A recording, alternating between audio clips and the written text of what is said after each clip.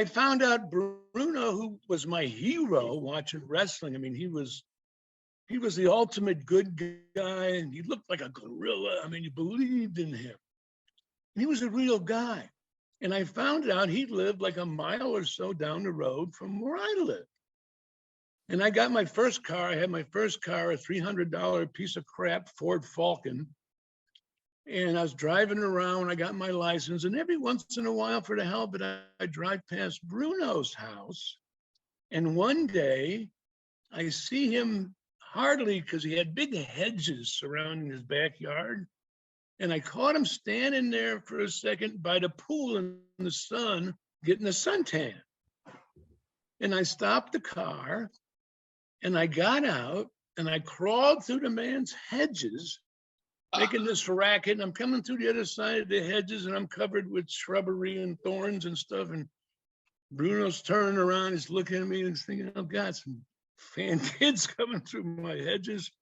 And that's how I met the man. Wow. I was very respectful and in talking. And for some reason, you know, it clicked. And it was also the time in Bruno's career where he was the big star, but he cut back on all the house shows. Now, Larry, if that hadn't been Bruno there, you'd probably crawled through it. Some guy would have called the cops on you and had you arrested for crawling through his hedges there. But Bruno, you know, he ain't gonna call the. He's not afraid of anybody.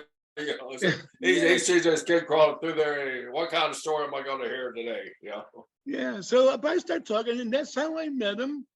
And then we started working out together because he had a little gym set up in his basement. I wound up at home, you know, finishing the school, and Bruno didn't want to start me until I got some kind of a degree, something to fall back on. So I majored in law enforcement and corrections, which was like basket weaving, because you'd sit in class and watch monkeys get electrocuted all day. You know. But why were you watching monkeys get electrocuted? I knew it was something to do with psychology, where, you know, if you electrocute a monkey, they won't take your banana or something. I have no idea, because like I said, I never wanted anything to do with school. I just wanted to be a wrestler. And I was working out with Bruno, and I mean, when I first met him, I was 180 pounds, wrestled 191 in college until I got suspended for a year. But then after working out with Bruno, God, maybe a couple of years, I weighed 245-ish. And I benched 465.5 pounds. That was my, wow.